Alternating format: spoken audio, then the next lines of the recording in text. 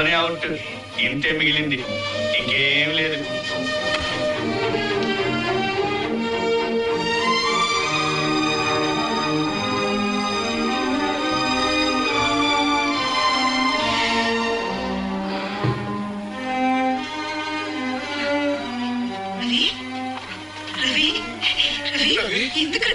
మీరు కొంచెం దూరంగా ఉండండి.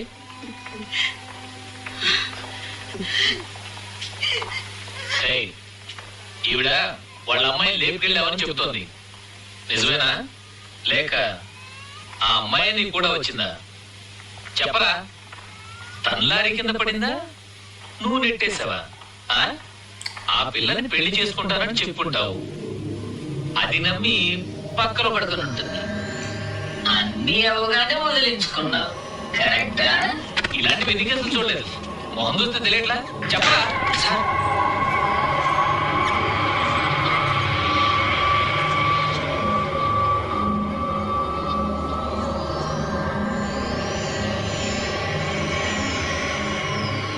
కానీ నేను ఎంతో లవ్ చేశాను సార్,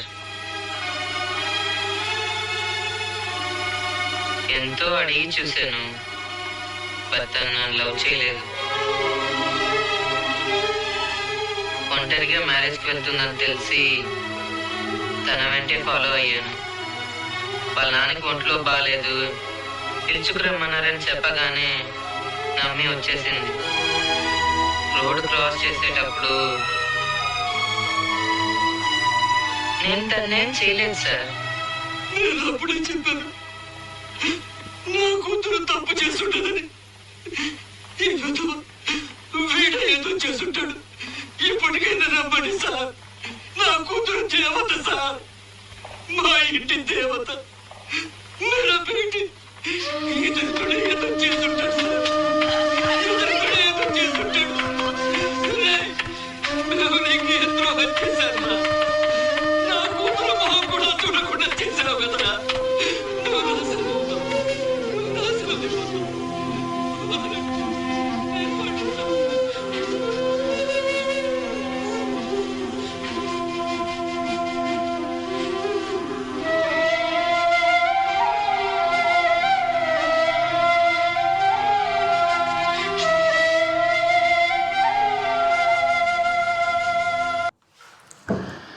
ఇప్పుడు ఏదైతే 7 బృందావన్ కాలనీ అనే సినిమాలో మనం చూసిన క్లైమాక్స్ ఇది. 2004లో రిలీజ్ అయింది ఈ సినిమా. సో నేను అప్పుడు 9th క్లాస్ చదువుతున్నా. సో మా ఊర్లో సినిమా థియేటర్లో చూసాం ఈ సినిమా మేము మా ఫ్రెండ్స్తో కలిసి. ఈ సీన్లో మనం అర్థం చేసుకోవాల్సిన ఆర్టిస్టిక్ వాల్యూస్ చాలా ఉన్నాయి. ఏంటనంటే ఆర్టిస్టిక్ ఎక్స్ప్రెషను, ఆర్టిస్టిక్ వాల్యూసు, అందులో వాళ్ళు ఉంచిన ఒక డీప్ సెన్స్ ఏదైతే ఉందో, అంతకు ముందు రోజు వాళ్ళు కలుస్తారు. ఈ సినిమాలో ఉండే హీరో హీరోయిన్ పాత్రలో వాళ్ళిద్దరు కలుస్తారు అంతకు ముందు రోజు. సో వాళ్ళు ఆ రాత్రి అంతా ఒక దగ్గర పర్సనల్గా వాళ్ళు కలిసి ఆ నెక్స్ట్ డే వాళ్ళిద్దరి మధ్య జరిగిన ఒక కన్వర్జేషన్లో ఆ రోడ్డు దాడుతున్నప్పుడు ఆ హీరోయిన్ క్యారెక్టర్కి యాక్సిడెంట్ అవుతుంది. సో ఆమె చనిపోతుంది. సో ఈ లోపల వీళ్ళ మదర్ ఏదైతే ఉందో హీరోయిన్ మదరు కంప్లైంట్ ఇస్తుంది. సో మా కూతుర్ని తీసుకెళ్ళిపోయాడు, వీళ్ళిద్దరూ లేచిపోయారు అన్నట్టుగా, లేపుకుపోయాడు మా అమ్మాయిని అన్నట్టుగా కేసు పెడుతుంది. సో సడన్గా కట్ చేస్తే నెక్స్ట్ డే ఇట్లా ఆమె చనిపోయి ఉండటం, పోలీసులు పట్టుకొని తీసుకురావటం, హాస్పిటల్ దగ్గరికి వచ్చేటప్పటికి ఏం జరిగింది చెప్పురా అని అతన్ని అడుగుతున్నప్పుడు, సో యాక్చువల్గా వాళ్ళిద్దరి మధ్య గొడవ జరిగి తనంతట తాను ఒక ఎమోషన్లో కోపంలో రోడ్డు దాటుతున్నప్పుడు జరిగిన యాక్సిడెంట్. ఇతనికి సంబంధం లేదు హీరో క్యారెక్టర్కి. కానీ ఇప్పుడు ఉన్న నిజాన్ని చెప్తే, ఏదైతే తను నా కోసమే నన్నే పిలిచింది, నాతోనే ఉంటానని చెప్పింది, అందుకే నేను వెళ్ళాను, నేనే కలిశాను, ఆ రోజు మేము కలిసి ఉన్నాము, రోడ్డు దాడుతుంటే జరిగింది అని ఇవన్నీ చెప్తే, ఇప్పుడు ఏదైతే ఆమెకి సమాజంలో ఉండే రెప్యుటేషన్ కానీ, వాళ్ళ నాన్న వాళ్ళ అమ్మని సమాజం చూసే తీరు కానీ, వీటన్నిటిలో చాలా మారిపోతుంది. ఒక చెడ్డ పేరు వస్తుంది ఆ అమ్మాయికి. ఆల్రెడీ ఆ అమ్మాయి చనిపోయిన అమ్మాయికి మళ్ళీ చెడ్డ పేరు తీసుకురావడం ఎందుకు? బతుకున్న వాళ్ళ పేరెంట్స్ని కూడా సొసైటీ వేరే రకంగా చూస్తుంది. ఇలాంటి గిల్ట్ని మనం వాళ్ళకి ఇవ్వకూడదు. అలాగే చనిపోయిన అమ్మాయికి కూడా అలాంటి ఒక చెడ్డ పేరు తీసుకురాకూడదు అని చెప్పేసి ఆ హీరో క్యారెక్టర్ అడేం చేస్తాడనంటే, తన తప్పేం లేదు, నేను తనని చాలా ప్రేమించాను, కానీ తను నన్ను ప్రేమించలేదు. ఏదైతే ఆ హీరోయినే, ఆ అమ్మాయే వాడిని పిలిచి ఈరోజు నీతో ఉంటాను అని చెప్పి వాళ్ళిద్దరూ కలిసిన తర్వాత నెక్స్ట్ డే చిన్న గొడవ జరిగితే ఆమె అవుట్ ఆఫ్ కంట్రోల్ వెళ్ళిపోయి రోడ్డు దాటుతూ జరిగిన యాక్సిడెంట్ని వీడు నా తప్పేమి లేదని చెప్పకుండా, ఆమె నేను చాలా ప్రేమించాను, ఆమె నన్ను ప్రేమించలేదు, మీ నాన్నకు ఒంట్లో బాగాలేదు అని చెప్పడం వల్ల ఆమె పరిగెత్తుకుంటూ వచ్చింది, ఆ తొందరలో రోడ్డు దాటుతూ ఇలా జరిగిందని చెప్తాడు. ఇవన్నీ జరుగుతున్నప్పుడు వాళ్ళమ్మ ఒక చిన్న లుక్ ఇస్తుంది, ఆ హీరోయిన్ వాళ్ళమ్మ హీరో వైపు. ఎందుకనంటే వాడు చెప్తున్న దాంట్లో నిజం లేదు అని ఆమెకు అర్థమైంది. ఎందుకనంటే ఇంతకు ముందు వాళ్ళ కూతురు వీడిని ప్రేమిస్తుంది అనే విషయం ఆమె సెన్స్ చేయగలిగింది ఇంట్లో ఉన్నప్పుడు. వీడు చెప్పేటప్పుడు వీడి కళ్ళల్లో ఉండే సిన్సియారిటీ కానీ, పైకి చూడకుండా ఇలా నేల కిందకు చూసి చెప్పటం కానీ, తన తప్పేం లేదండి, తను నన్ను అసలు ప్రేమించలేదు, నేనే తనను ప్రేమించాను, సో తను ఒంటరిగా ఏదో మ్యారేజ్కి వెళ్తుందని చెప్పి వెంటపడ్డాను, మీ నాన్నకు ఒంట్లో బాగాలేదు, సీరియస్గా ఉందని చెప్పడం వల్ల పరిగెత్తుకుంటూ వచ్చింది, ఆ ప్రాసెస్లో ఇలా జరిగింది అని చెప్తాడు. సో ఆ విషయాన్ని వాళ్ళ అమ్మగారు గ్రహిస్తారు. ఎందుకంటే వాళ్ళ నాన్న కూతురు మంచిది, మా కూతురు ఇట్లాంటి పనులు చేయదు, తను చదువుకున్న వ్యక్తి, బాగా చదువుకుంటుంది, తెలివైంది అనే ఒక బిలీఫ్లో ఉంటాడు.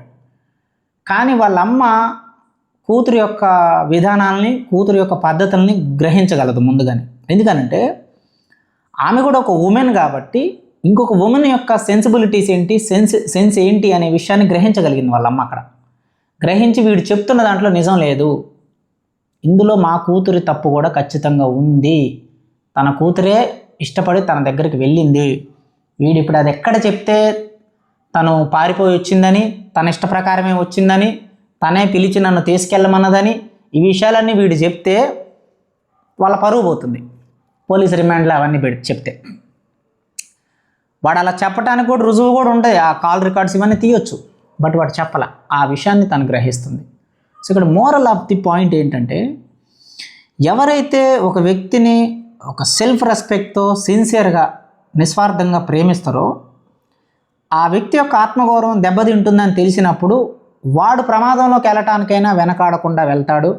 అలాగే నేరం అంతా వాడి మీద వేసుకుంటాడు, అవసరమైతే వాడు దేన్నైనా కోల్పోతాడు, ఒక సాక్రిఫైస్కి రెడీగా ఉంటాడు. కానీ తాను ప్రేమించిన అమ్మాయి గౌరవాన్ని నలుగురిలో 10 మందిలో పెట్టి బదనాం చేయడు, అంటే వాళ్ళ ఆ పేరుని చెడగొట్టే పనులు చెయ్యడు, అలా చేయాలని వాడికి అనిపించదు అనేది ఇక్కడ పాయింట్ యాక్చువల్గా. అందుకు వాళ్ళ అమ్మ ఆ విషయాన్ని అర్థం చేసుకొని ఇలా వెళ్ళేటప్పుడు అతని మీద ఇలా చేయి పెడుతుంది, ఇలా స్లోగా. అసలు ఆ చెయ్యి తన తల మీద పెట్టిందా లేదా అన్నంత వెర్రీ లిటిల్ టచ్తో తను పెడుతుంది. ఆ సీను మీరు ఇప్పుడు ఒక 100 మందితో ఫైట్ సీన్ తీసిన దానికంటే కూడా అంత హై ఇంపాక్ట్ ఉంటుంది ఆ సీన్లో. అంటే జరిగిందేదో జరిగిపోయింది, నీ తప్పేమి లేదని నాకు అర్థమవుతుంది, కానీ నువ్వు తప్పంతా నీ వైపు వేసుకున్నావు, పోలీస్ స్టేషన్ కూడా వెళ్తావు నువ్వు ఇప్పుడు, అంటే మంచిగా బతుకు, ఇకనైనా నీ జీవితం బాగుండాలని ఒక బ్లెస్సింగ్. తన కూతుర్ని కోల్పోయిన ఒకవైపు ఆ బాధ, ఆ కోల్పోయిన దాంట్లో నీ ప్రమేయం ఏమి లేదు అని, అతని ప్రమేయం ఏమి లేదని తెలిసిన తర్వాత ఒక రియలైజేషన్, అతని మీద ఒక రెస్పెక్ట్, ఆ బాధ ఇతని మీద రెస్పెక్ట్, ఈ రెండింటిని కలిపి తన బ్లెస్సింగ్ ఇస్తుంది ఆ హీరో క్యారెక్టర్కి.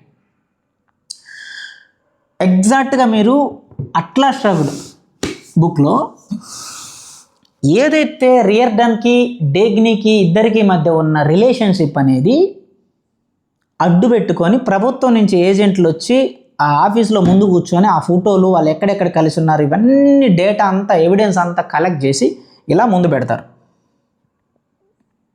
నువ్వు ప్రభుత్వానికి సపోర్ట్ చేయమని ఇప్పటికీ మీకు ఎన్నోసార్లు చెప్పావు, నువ్వు సపోర్ట్ చేయనన్నావు, అవసరమైతే నీకు ఎన్ని డబ్బులు కావాలంటే అన్ని డబ్బులు ఇస్తా ఉన్నావు, అయినా నువ్వు లొంగలేదు. నీ ఫ్యామిలీ సైడ్ నుంచి ట్రై చేసావు, అయినా లొంగలేదు. నీ బిజినెస్లన్నీ క్లోజ్ చేస్తా ఉన్నావు, అయినా లొంగలేదు. ఇప్పుడు ఈ దారిలో వచ్చావు నీకు, ఇదిగో ఈ ఫోటోలన్నీ చూసావా, నువ్వు గనక ఇప్పుడు సంతకం పెట్టకపోతే ఇవన్నీ మార్కెట్లోకి వెళ్తాయి, ఏం చేస్తావో చెప్పు అని అంటాడు.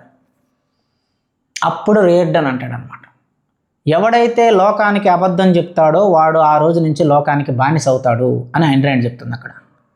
సో అప్పుడు వాడు ఇలా ఈ సంతకం ఇట్లా ఇట్లా పెన్ను పట్టుకొని రేడ్డను ఇలా చూస్తూ ఉంటాడు. ఆ చూసే చూపులో ఆ పత్రాల వైపు చూడు, అంటే ఏదైతే గవర్నమెంట్కి అమ్మమంటున్నారో ఆ ప్రోడక్టు, కొంత స్టీలు ఇవన్నీ వాటికి సంబంధించిన డాక్యుమెంట్స్ మీద, అలాగే తన ఆస్తి ఏదైతే బిజినెస్కి సంబంధించిన ప్రాపర్టీస్ అన్నీ ఉంటాయో అవి గవర్నమెంట్కి రాసియాలి ఒక చట్టం ప్రకారం. ఇలా చూస్తూ ఉంటాడు. బట్ గతాన్ని అంతా తలుచుకుంటూ ఉంటాడు. ఏ రోజైతే తనతో నేను ఒక సంబంధం పెట్టుకున్నాను ఆ రోజే ప్రజలందరికీ నిర్భయంగా చెప్పి తనని పెళ్లి చేసుకొని ఉండాల్సింది, కానీ వద్దు, ఇలాగే ఎవరికి తెలియకుండా ఉండాలి అనే ఒక విషయాన్ని నేను ఎప్పుడైతే ప్రోత్సహిస్తూ వచ్చానో ఆ రోజే తన గౌరవాన్ని తీసినట్టు నేను. ఇప్పుడు కనుక నేను ఈ సంతకం పెట్టకపోతే ఇవన్నీ మార్కెట్లోకి వెళ్తాయి. అంటే నా స్వార్థం కోసం, నా బెనిఫిట్ కోసం అవతల వ్యక్తి ఆత్మగౌరవాన్ని, నన్ను ఇష్టపడి నన్ను ప్రేమించి నేను ప్రేమించిన వ్యక్తి ఆత్మగౌరవాన్ని నేను బజార్లో పెట్టకూడదు. అలా నిజంగా నేను అలా పెడితే ఇంకా నాకు ఒక వాల్యూ ఉన్నట్టు కాదు, I don't have the morality అని చెప్పేసి ఇలా వింటాడు. అలా ఉన్నప్పుడు అవతల క్యారెక్టర్ అంటుంది, రేడ్డన్ గారు సంతకం పెడతారా అంటాడు. అనగానే ఒక్క క్షణం ఇట్లా అలా చూసి రేడ్డన్ ఇట్లా చూస్తాడు. చూసి ఒక డైలాగ్ అంటాడు అక్కడ, ఓ అదా అని అంటాడు. అంటే ఓ అదా అంటే దాని అర్థం వాడికి ఆ టేబుల్ మీద ఏదైతే ఆ వేల కోట్ల ఆస్తి ఉందో, $1 బిలియన్ ఆస్తి, అసలు he does not care about that. అతను ఆలోచిస్తుందంటే మనిషికి మధ్య ఉండే విలువలు, ఆ నిజాయితీ. ఎందుకంటే అతనిలో ఒక సత్తా ఉంది.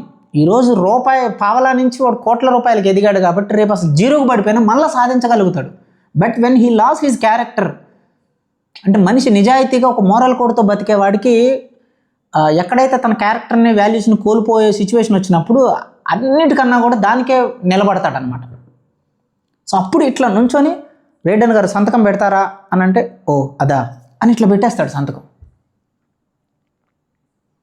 సో ఎగ్జాక్ట్గా ఇక్కడ కూడా ఆ బృందావన్ కాలనీ సీన్లో కూడా తాను ప్రేమించిన అమ్మాయి ఆత్మగౌరవం వాళ్ళ పేరెంట్స్కి ఎక్కడ చెడ్డ పేరు వస్తుందో అది అనుకోకుండా జరిగింది కాబట్టి తన మీదకి వెళ్లకుండా, ఆ గౌరవాన్ని బ్రేక్ చేయకుండా, నా తప్పేం లేదు, తనేం నన్ను ప్రేమించలేదు, నేనే పిలిచాను, వాళ్ళ నాన్నగారికి బాగలేదని. సో ఆమె ఆ తొందరలో పరిగెత్తుకుంటూ వచ్చి ఆ రోడ్డు దాటే క్రమంలో ఇలా జరిగింది అని చెప్తాడు. So this is exactly the Ayn Rand ఆ పర్టికులర్ రేడ్డన్ క్యారెక్టర్లో చెప్పింది డైలాగు ఆ సన్నివేశంలో. సో పుస్తకం చదివేటప్పుడు ఎప్పుడు కూడా చాలా మొరాలిటీ ఉంటుంది అందులో. చదివేటప్పుడు కూడా ఇలా రేడ్డన్ పెన్ను పట్టుకొని అలా ఆలోచిస్తూ ఉన్నాడు. ఎప్పుడైతే అవతల ఉన్న ఏజెంట్లు హలో రేడ్డన్ గారు అన్నప్పుడు ఓ అదా అన్న దగ్గర ఫిలాసఫీ ఉంటుంది. అంత డీప్గా దాన్ని అర్థం చేసుకొని చదివితేనే అక్కడ అర్థమవుతుంది. ఓ అదా అంటే వాడికి అసలు అది పట్టట్లా. ఎవడో వచ్చావు, నా ముందు కూర్చున్నావు, ఈ పత్రాలు పెట్టావు, 100,000 కోట్ల ఆస్తులు నీకు రాసి ఇవ్వాలంటున్నావు, నా ఆస్తులన్నీ ప్రైవేటీకరణ చేస్తున్నావు, ఏవేవో పెట్టావు. బట్ దట్ డస్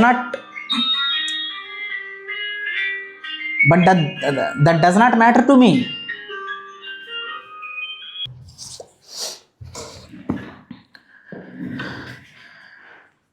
సో ఎవరో వచ్చారు, ముందు కూర్చున్నారు ఏజెంట్లలాగా, డాక్యుమెంట్స్ పెట్టారు, నీ 1,000 కోట్ల ఆస్తాన్ని ప్రభుత్వానికి ప్రైవేటీకరణ చేయాలంటున్నారు, సాయంత్రం కల్లా మొత్తం సంతకాలు పెట్టి సబ్మిట్ చేయాలంటున్నారు, ఇక నుంచి నువ్వు నీ బిజినెస్లో జరిగే ప్రతి వాటా గవర్నమెంట్కి ఇవ్వాలంటున్నారు, కంప్లీట్ ప్రైవేటీకరణకు సంబంధించిన డాక్యుమెంట్స్ అన్నీ ముందున్నాయి. అంటే అతని జీవన ఆస్తి మొత్తం ఉంది అందులో. అది అసలు ఒక్క క్షణం కూడా అతనికి పట్టట్లేదు. ఒక గడ్డి పరకతో సమానం చూశాడనమాట ఓ అదా అన్నప్పుడు. తను కేవలం ఆలోచిస్తుంది ఈ పరిస్థితి ఎందుకు వచ్చింది, ఈ పరిస్థితి రావడానికి కారణం ఎవరు అన్నప్పుడు ఎవ్వరూ అతన్ని నిందించలేదు. వేరే వాళ్ళు ఎవరిని అతను నిందించలేదు. తప్పు నాదే. ఏ రోజైతే గౌరవంగా బయటపెట్టి బతకాల్సిన సంబంధాన్ని నేను సీక్రెట్గా మెయింటైన్ చేస్తూ వచ్చానో అప్పుడే నేను ఈ లోకానికి బానిస అయిపోయాను. ఆ అబద్ధాన్ని ఎవడిష్టం వచ్చినట్టు వాడు వాడుకున్నాడు. ఈరోజు నా టేబుల్ ముందు నిలబడింది. అది బ్లాక్మెయిల్తో, వైట్ బ్లాక్మెయిల్తో. అంటే గవర్నమెంటే బ్లాక్మెయిల్ చేసినప్పుడు దాన్ని వైట్ బ్లాక్మెయిల్ అనే పదం వాడింది ఐన్ ర్యాండ్ అనమాట. So that is what the point ఇక్కడ.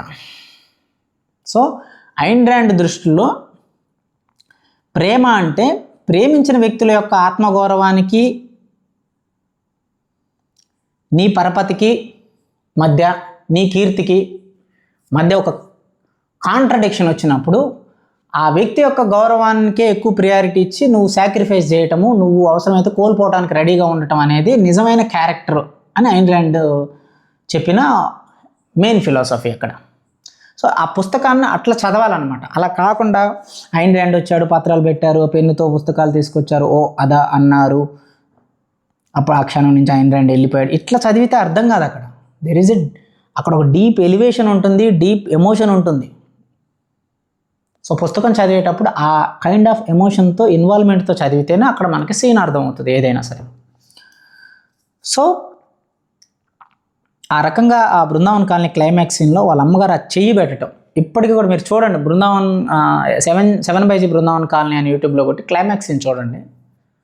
అసలు ఎప్పుడైతే వాడు తనదేం తప్పులేదు సార్, నేను తనను ప్రేమించాను అనగానే, కానీ తను నన్ను ప్రేమించలేదు అనగానే వాళ్ళమ్మ అలా స్లోగా అతని వైపు చూస్తుంది. వాళ్ళమ్మ కళ్ళల్లో అతని క్యారెక్టర్ ఇమీడియట్గా అర్థమైపోతుంది. వాడేమో కిందకు చూసి చెప్తా ఉంటాడు హీరో, అంటే వాడు అబద్ధం చెప్తున్నాడు. ఎప్పుడైతే మనం అబద్ధం చెప్తామో కళ్ళు అనేవి సైకలాజికల్గా కొంచెం కిందకు ఉంటాయి. ఎదుటి వాళ్ళ కళ్ళల్లో స్ట్రైట్గా చూడలేము అబద్ధం చెప్పేటప్పుడు. That is the psychology. అప్పుడు వాళ్ళ అమ్మకు అర్థమైపోతుంది అనమాట. సో అది చివరికి ఆ సినిమా అనేది తాను ఎటుపోయి ఎటు వచ్చినా సరే ఆ అమ్మాయి గౌరవాన్ని నిలబెట్టడానికి అవసరమైతే ఆ బ్లేమ్ని తన మీదకే తీసుకున్నాడు, కానీ ఇది చేయలేదన్నమాట. సో ఇక్కడ మోరాలిటీ ఏంటంటే ఎవరిని లైఫ్లో ఏ విషయం కూడా బ్లేమ్ చేయొద్దు. నిజంగా నీకు గౌరవం ఉంటే కొంతమంది వ్యక్తుల మీద కాలం పరంగా కానీ కుటుంబ పరంగా కానీ కలవనప్పుడు గ్రేస్ఫుల్గా పక్కకు వచ్చేయండి. అంతేగాని వాళ్ళ మీద చెడు ప్రచారాలు చేసి అదని ఇదని అసలు ఏవేవో నెగిటివ్ మూమెంట్స్ క్రియేట్ చేయొద్దు. ఏ పరిస్థితుల కారణంగా అయినా సరే వాళ్ళు మనల్ని విడిపోతే whatever may be the reason, ఎప్పుడు కూడా నెగిటివిటీని స్ప్రెడ్ చేయొద్దు చుట్టూరు. అలా ఎప్పుడైతే నెగిటివిటీని స్ప్రెడ్ చేస్తున్నావో actually you are not valuing to the other person. So ఇప్పుడు ఏదైతే ఐన్ ర్యాండ్ చెప్పిందో అది రీడన్ యొక్క క్యారెక్టర్. అంటే ఏదైతే తన వాల్యూస్ ఫాలో అవుతున్నాడో, తాను చేసిన పనికి ఇంకొకరిని ఇది చేయొద్దు, తాను మెయింటైన్ చేస్తున్న రిలేషన్షిప్కి ఇంకొకరి గౌరవం, పేరు, రెప్యుటేషన్ బలి కావద్దు, ఆ వాల్యూ నిలబెట్టుకోవాలనేది అతని క్యారెక్టర్ కాబట్టి అతను ఆస్తిని వదిలేశాడు డేగ్ని కోసం. అంటే తన క్యారెక్టర్ కోసం తను నిలబడ్డాడు. ఆ నిలబడటం ఆటోమేటిక్గా డేగ్నీకి మంచి జరిగింది. అది స్వార్థం అంటే. సో మనం ఏంటంటే సినిమాల్లో ఎప్పుడు కూడా ఏవైతే అన్నెసరీ సీన్స్ ఉంటాయో, అన్నెసరీ ఎలివేషన్స్ ఉంటాయో, లేకపోతే వేరే సెన్సార్ సీన్స్ ఉంటాయో, వాటి మీద మనం ఎక్కువ ఏదో పెద్ద ఫోకస్ పెట్టి ఏదో మాట్లాడుతూ ఉంటాం. సినిమాలో మంచి విషయాలు చాలా ఉంటాయి చూడటానికి. సినిమాలు చూడటం అనేది కూడా ఒక ఆర్టే. జనరల్గా చాలామంది ఇప్పుడున్న జనరేషన్ సినిమాలు చూడటం రావట్లా. మేము స్కూల్ డేస్లో ఉన్నప్పుడు మా ఊరు పక్కన పిడుగురాలు అనే ఊరు ఉంటే ఆ పిడుగురాలు అనే ఊరిలో ప్రతి రిలీజ్ సినిమాకి బెనిఫిట్ షోకి వెళ్ళేవాళ్ళం. సినిమాని అప్పుడు ఉన్న జనాలు మామూలుగా పని పాట చిన్న పనులు చేసుకునే ఒక చిన్న లేబర్ వర్క్ చేసుకునే వ్యక్తుల నుంచి కూడా పెద్దవాళ్ళు కూడా అందరూ కూడా సినిమాని చాలా ఫోకస్గా చూసేవాళ్ళు. అందులో ఏం జరుగుతుంది ఏంటని ఒక కథలో ఇన్వాల్వ్ అయిపోయారు, ఒక ఫోకస్గా ఉండేవాళ్ళు. ఇప్పుడున్న జనాలకు జస్ట్ ఫోన్లు పట్టుకోవడం, చూడటం, ఆ ఫోన్లు వీడియోలు తీసి దాన్ని ఏదో వాట్సాప్ స్టేటస్ పెట్టుకోవడం, దీని మీదనే ఉంది తప్పితే అసలు స్టోరీ ఏం నడుస్తుందో, అందులో ఏమైనా తెలుసుకునేది ఉందా? యాక్చువల్గా అంత లేదు. ఇప్పుడున్న జనరేషన్ సినిమాలు చూడటం కూడా రావట్లా. సో చూడండి 7 Brindavan colony climax RLC cinema బాగుంటుంది అది. మళ్ళీ కలుద్దాం. నేను రాకింగ్ రవి. జై హింద్, జై భారత్.